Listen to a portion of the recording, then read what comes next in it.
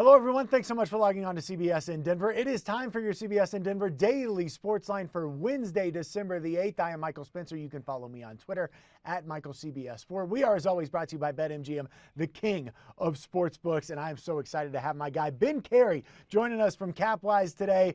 And Ben, I'm excited to have you on for a couple of different reasons. One, because you're a really good capper. But two, because I saw what you posted on TikTok, and you are so confident in the Denver Broncos minus 7.5 this week against the Lions that you're not only putting your money where your mouth is. If the Broncos don't cover, you're going to put a Rocky Mountain oyster where your mouth is. I am that confident that the Broncos are going to cover this Sunday against the Lions. And I said it. If it doesn't cover, I'm going to be eating a Rocky Mountain oyster. So why are you so confident that the Broncos, who have been up and down, who go to Dallas and beat the Cowboys and then lose at home to the Eagles, why are you so confident that they cover this week against the Lions? Yeah, few reasons. One, this is a huge game for the Broncos. They lose this game, the season's basically done. They have the Bengals next week, and then they play the Chargers and the Chiefs. So they have to win this game. But not only that, the Lions are coming off their first win of the year, and I really think they're going to be somewhat satisfied with just getting a win in the win column, right?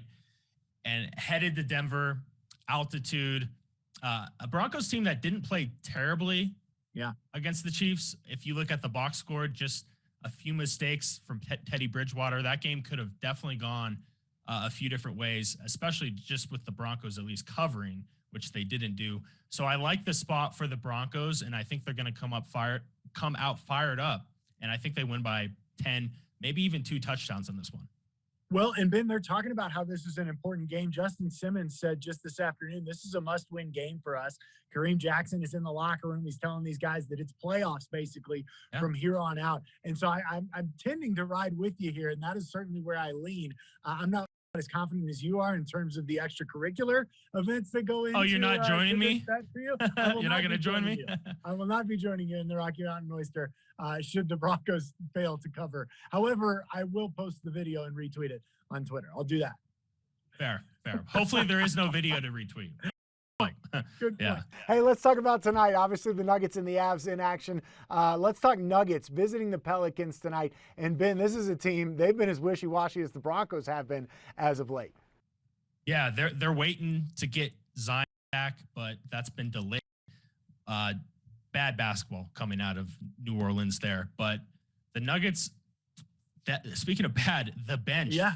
I mean, I was looking at the numbers here, Michael. We only got 5 points out of the second unit against the Bulls, which is terrible. And then Kankar and Howard came in and added another 5 in garbage time.